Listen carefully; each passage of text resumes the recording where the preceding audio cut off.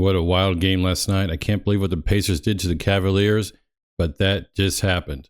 That really changes the whole landscape of that series. They're up 3-1, and as you know, most teams are up 3-1 go on to win the series. Only 4.5% of the teams that are down 3-1 come back and win the series. Well, let's talk about tonight's games. What's up, everybody? Secure. In this video, I'm going to give you my playoff predictions for Monday, May 12th. The first game tonight is 7:30 Eastern. The Knicks at home versus the Celtics. And again, I have to point out here that the Celtics have the number 2 offensive rating and the number 2 defensive rating on the road. The Celtics are a very good team on the road. My model has the Celtics winning 108-104 for a 212 total, negative 3.8 point spread, and a 65% chance to win this game. But as we mentioned before Game 3, a game that the Celtics completely dominated in New York, we had to have the three-point shooting improve drastically for the Celtics, and that's exactly what happened. Look down here at the bottom. Tatum went 5 for 9 for 56%.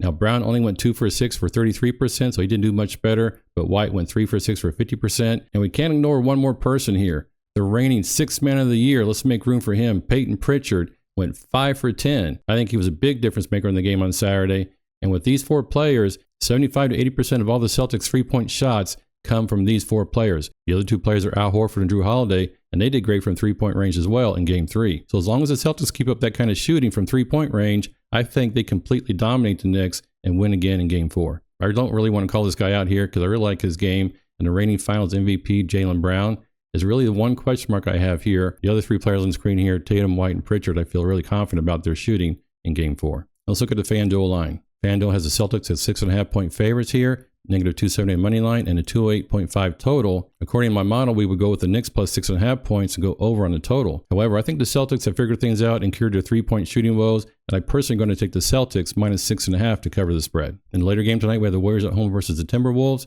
My model has the Timberwolves winning 104-103, a really tight game, 207 for the total, negative 1.1 for the spread, and a 55% chance to win this game. According to FanDuel has the Timberwolves as 5.5 point favorites, negative 225 on the money line, and 200.5 for the total. So again, my model will go with the Warriors plus 5.5 to cover the spread, and slightly over on the total. But as I mentioned in my Saturday video, Steph Curry's out. That's a 4.5 point swing here. So my model actually thinks that the Timberwolves are negative 5.6 point favorites. So that for me says go for the Timberwolves to cover the spread here, and that's going to be my next pick. And I have to say here, I went with 5.5 point spread for the Timberwolves on Saturday night, and they had that covered until there was 5 seconds to go, and Kuminga hit a 3-pointer. They won by 5 points, so I missed that one. But if Kuminga just hit a 2-pointer, or if they missed or whatever, we would have won that bet.